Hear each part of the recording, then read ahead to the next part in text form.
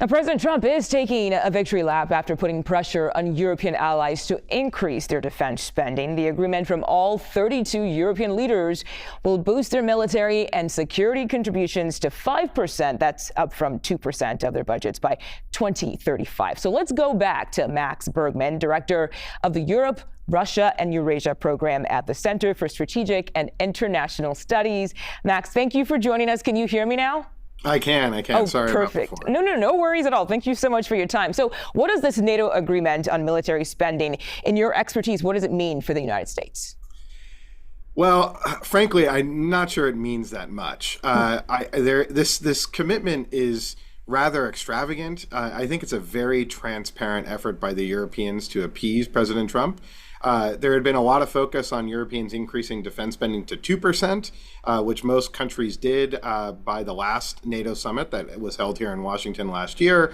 And Trump announced that suddenly that goal needed to be 5%. Now, 5% is well more than what the United States spends. We spend about 3.4%. And so what this commitment from Europe would have them spending well north of what the United States spends, and not just in a percentage amount, but in an actual amount. Europe would become the biggest defense spenders, I think, in the world. And so I don't think this is really going to happen anytime soon, and it's really to just try to appease President Trump in the hopes that the United States stays committed to NATO, and I think it's a pretty transparent effort by the Europeans to do that. That does make a lot of sense. So are we seeing any shifts in U.S. security concerns away from Europe and then toward other regions of the world at this point?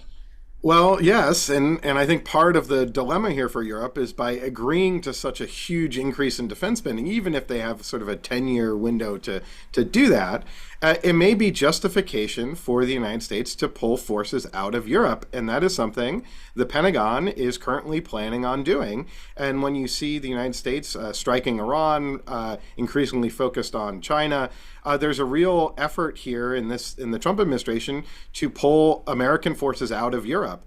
And so while the Europeans may think that by appeasing Trump, they're going to keep America in NATO, engaged in Europe, it may actually just be a justification for the Trump administration to say, okay, Europe is solved, now we can pull our forces back. And so I'm not sure this is really going to work out in the long run for NATO.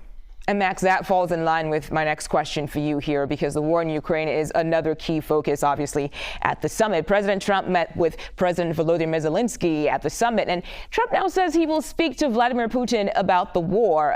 What is your take on that? Well, I think Russia is right now engaging in a massive offensive against Ukraine. They just struck a Ukrainian train that was moving and killed more than 100 civilians. This war is not ending anytime soon. The United States is not asserting really any leverage on the Russians because we're not committing to support Ukraine indefinitely. And so I think right now it looks like this war is just going to go on. And what was, I think, rather stunning is the lack of Ukraine's presence at this NATO summit and the lack of focus on Russia. This summit was initially supposed to be about focusing on the threat posed by Russia. That was minimized because President Trump really wants to make a deal with Vladimir Putin and is less hostile to Russia than I think than Europe is. So that was sort of pushed to the side. So I think for Ukraine right now, their major focus is on getting more European support, and I hope that comes. And perhaps this summit may deliver that because the Europeans haven't committed to increased spending, and so that may help Ukraine in the long run. All right. Max Bergmann, thank you so much for joining us here on 24/7. I'm so glad we got a chance to talk to you. Appreciate your time. Thank you.